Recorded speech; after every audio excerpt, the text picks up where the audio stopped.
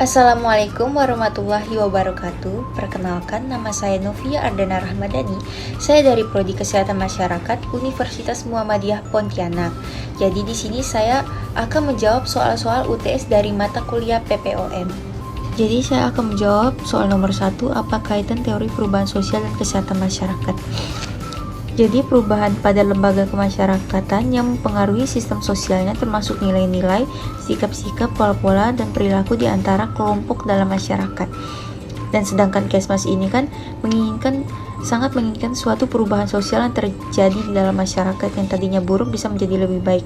Maka dari itu, kesehatan masyarakat atau provider ini melakukan seperti promosi kesehatan atau penyuluhan itu untuk adanya suatu perubahan sosial yang terjadi di masyarakat atau di lingkungan masyarakat tersebut. Jadi menurut saya itu kaitan dari pada perubahan sosial dan kesehatan masyarakat. Untuk soal yang nomor 2, jelaskan apa saja yang dapat dilakukan pada tahapan persiapan sosial. Jadi yang dapat kita lakukan tahapan-tahapannya yang pertama yaitu pengenalan masyarakat. Jadi pada tahapan awal ini kita harus datang ke masyarakat dengan hati yang terbuka serta kemauan untuk mengenali dan mempelajari karakteristik masyarakat serta menyampaikan tujuan kegiatan apa yang akan dilaksanakan. Lalu yang kedua, pengenalan masalah. Pada tahapan ini dibutuhkan kemampuan untuk dapat mengenali dan menggali masalah-masalah yang sesuai kebutuhan masyarakat untuk dapat diselesaikan.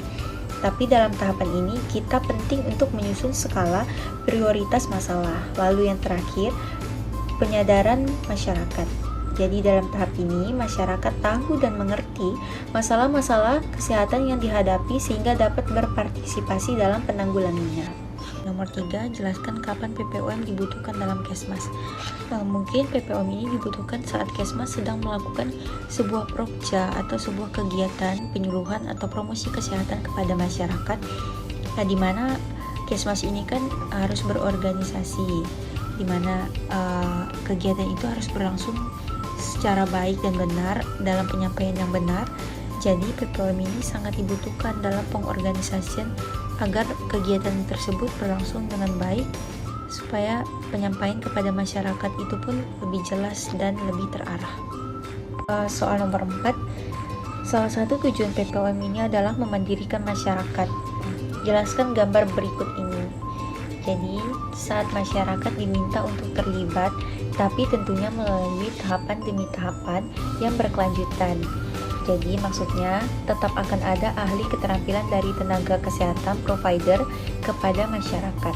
Jadi yang diinginkan kita, masyarakat sudah diberitahu tadi tahapan-tahapannya.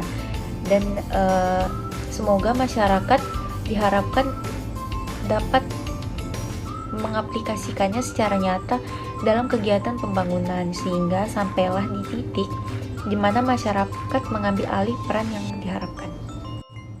Di sini saya akan menjawab soal dari nomor 5 yaitu berikan satu contoh manfaat modal sosial dalam kegiatan PPOM Kesmas.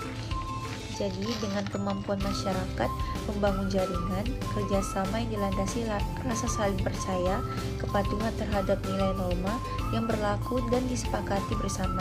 Jadi peran tokoh masyarakat juga berkontribusi terhadap keberadaan modal sosial masyarakat dan berbagai kelompok sosial yang terbentuk untuk mengatasi permasalahan kesehatan merupakan perwujudan nyata dari modal sosial dan bentuk partisipasi masyarakat.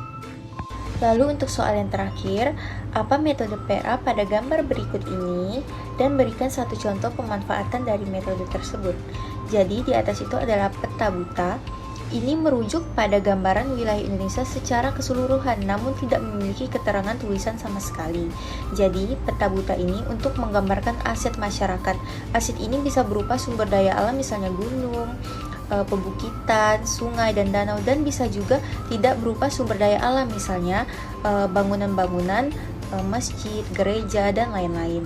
Ada pula manfaat dari mempelajari peta buta tersebut, yaitu yang pertama, melatih daya ingat, yang kedua, mengenali letak provinsi dan kota-kota tanah air, dan yang terakhir, mengetahui lebih lanjut tentang pentingnya pemahaman tentang membaca peta.